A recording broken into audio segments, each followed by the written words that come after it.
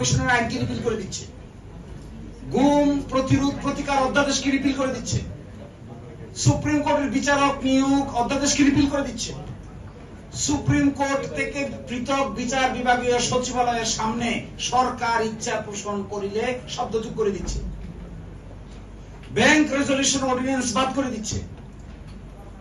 Traumatic. দুর্নীতি দমন কমিশনের সংশোধনী অধ্যাদেশ 2025, যার মাধ্যমে সার্চ কমিটি করে দুর্নীতি দমন কমিশনের মহাপরিচালক নিয়োগ দিতে হবে, এই মর্মে যে বিধানটা বাদ করে দিচ্ছে। আশ্চর্য। তাইলে আপনি পুরাটাকে একসাথে দাঁড় করেন, এগুলো সবগুলো বাদ দিলে কি হয়? কারণ মানবাধিকার কমিশনের চেয়ারম্যানকে পাওয়ার দেওয়া হচ্ছে। সে কি পাওয়ার? তারা সো মোটো স্বতঃস্ফূর্ত ভাবে তদন্ত করতে পারবে, গুমের তদন্ত করতে পারবে। কারণ দিছে ডান দিকে, আমি হাসলাম পরে পরে, ডান দিকে দিছে গুম নামক অপরাধের সাথে রাষ্ট্রের গুরুত্বপূর্ণ সংবেদনশীল ব্যক্তিবর্গ জড়িত থাকে মর্মে এই আইনটিকে ল্যাপস করে দেওয়া দরকার। আরে তার ট্রাইনাগর হবে তো।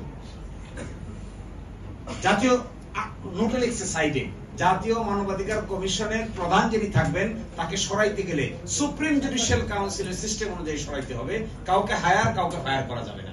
বলছে এই বিধান যদি থাকে তাহলে সরকারের কোনো হস্তক্ষেপ থাকবে না, এই জন্য আইন বাতিল।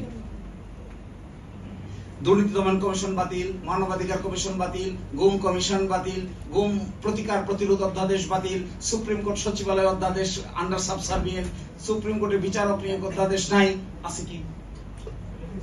তাহলে সমস্যাটা তো হলো শুধুমাত্র সংবিধানের ভিতরে আছে কি নাই, সমস্যা তো এই জায়গায় না। সমস্যা হলো যে কাজগুলো করা হয়েছিল ইন্টারিম গভর্নমেন্টের আমলে ক্ষমতার ভারসাম্য বজায় রাখার জন্য, ওনারা ক্ষমতার ভারসাম্যটা বজায় রাখতে চান না, ওনারা এটাকে অ্যাবসলিউটলি এক্সারসাইজ করতে চান।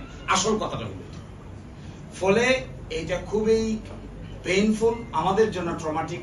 আমরা যারা সময় দিয়েছি, কাজ করেছি এই সমস্ত অর্ডিন্যান্স গুলোর সাথে, দেখেন এই অর্ডিন্যান্স গুলো যখন হয়, আমার মনে আছে ল মিনিস্ট্রি প্রতিটা অর্ডিন্যান্স ফ্রেম করার আগে 3-4টা ওয়ার্কশপের আয়োজন করেছে। আমরা অনেকেই পার্টিসিপেট করেছি এগুলোতে। ইভেন আজকালকার দিনের যিনি ল মিনিস্টার তিনিও পার্টিসিপেট